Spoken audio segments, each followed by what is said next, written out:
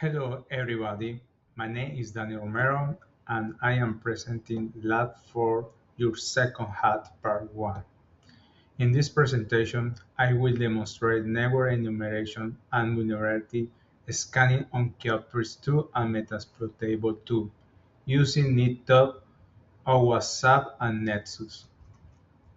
I will include screenshots, comparative tools, summary key vulnerabilities such as CSRF and SSS, apply flight hypothesis methodology, discuss potential attack vectors, root causes, and end with legal, ethical, and industry standard for vulnerability disclosure. Let's begin. First, I performed target enumeration using Nmap on my Kali Linux machine. The command nmap 192.168.56.0/24 discovered two virtual machines on the network, as shown in the screenshot.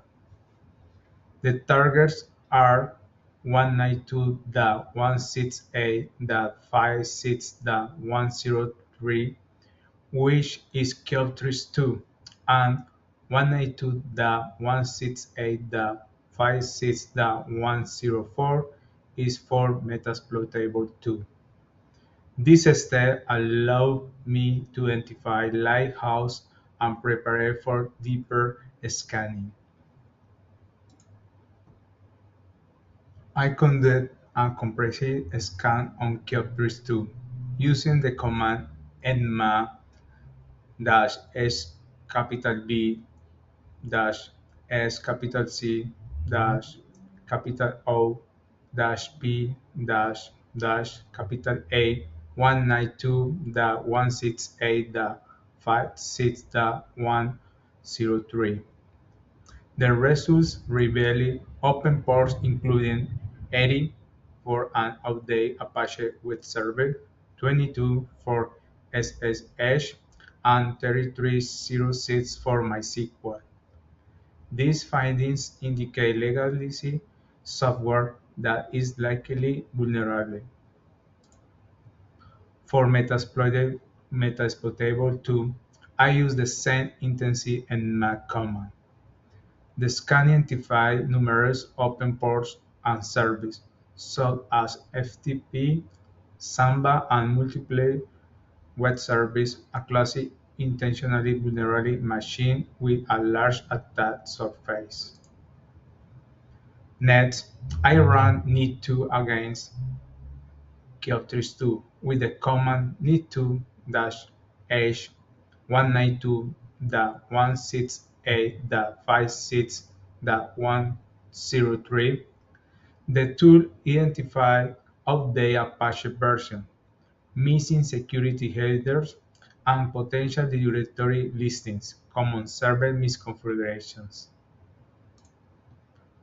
Running need2 on Metasploitable 2 revealed even more issues, including outdated PHP, potential SQL injection string, and multiple server configuration weaknesses. need2 is excellent for fast, automated service checks. Using WhatsApp, I performed both passive and active scanning on Kyoctris 2. As shown here, SAP successfully identified high-risk SQL injection vulnerabilities in the web application front, demonstrating that user input is not properly sanitized. On Metasploitable 2, our WhatsApp detected a wide range of application-level vulnerabilities, including SSS, CSRF, and directory traversal across multiple web applications. This highlights SAT's strength in deeper web application analysis. Here is a comparison of the two web scanning tools. need2 is a lightweight command line tool focus on non-vulnerabilities of the software and server misconfiguration. It is fast but limited in depth. OWASP is a GI-based tool that supports both passive and active scanning, detecting complex issues like XSS and CSRF through real-world attack simulation. It is more comprehensive and customizable, but requires more time and research. In practice, I use Nitu for query reconnaissance and SAP for true application testing. I then use Nexus Essential to perform accidentally and uncredited scan on Kyoctris 2. The results show critical issues such as end-of-life operating system components and outdated service. The Nexus scan on Metasploitable tool returned a large number of critical and high-severity vulnerabilities, including wet VNC password of the Apache Tomcat and unsupported Ubuntu version. Overall, across all tools, I identified and explored more than 10 distinct vulnerabilities.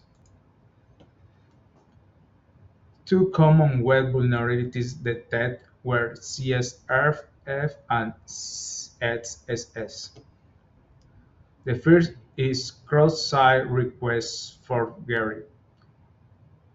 Threats authenticate users into performing unwanted actions, such as changing account settings, potentially leading to unauthorized access for financial loss. And cross-site scripting allows attackers to inject malicious script into page viewing by others, resulting in session hijacking, cookie theft, or site defacement, but were flagged by OWASP. Here are some of the key vulnerabilities I explored. Number one, end-of-life canonical Ubuntu and CentOS. Number two, VNC server with web password authentication. 3. Apache Tomcat end of life. 4. SSL-TLS version 2 and 3 protocol detection. 5. Samba backlog vulnerability. 6. SSH supporting protocol version 1. 7. Suite 32 zipper weaknesses. ATLS 1.0 and above. 9. SQL injection in web forms. 10. Multiple instances of SSS and missing and CSRF tokens. These range from critical to medium severity and highlight poor patch management and weak configuration. Flawed hypothesis methodology. In the Nmap and Nitu scans of Kyoctris 2, port 3309 is open, and the website sends to utilize a SQL database. The OWASP scan revealed that Kyoctris 2 is susceptible to SQL injection attacks. OWASP successfully inject SAT or 11 into the form located at 192.168.56.103/index.php. I hypothesize that the SQL database is susceptible to exploration, allowing for the execution of arbitrary code. Attack vector. So SQL injection vulnerabilities on the 192.168.56.103/index.php page were identified during the OWASP scan. The vulnerability is found in a form in configuration query form. Injection allow access to the admin web console. Test shows that arbitrary code execution impossible. SQL injection root causes. In this machine, the vulnerability was found in the query form within the 192.168.56.103/index.php page. This query form was misconfigured and allowed for SQL injection to submit to the form. Additionally, the admin panel allowed for arbitrary code to be exhausted. SQL injection vulnerabilities are caused by the improper sanitation for user inputs the SQL database. When user inputs are not validated, inputs can manipulate SQL queries to access or modify data the user will not be able to. Another root cause of SQL vulnerabilities is missing access system and information that should be protected. Lastly, SQL injection vulnerabilities can be caused by dynamic queries and non-parameterized code. Regarding vulnerabilities disclosure, legal considerations include the Computer Fraud and Abuse Act and data privacy laws like GDPR and HIPAA. Ethical researchers must avoid harm and add responsibility. Industry standards such as ISO/IEC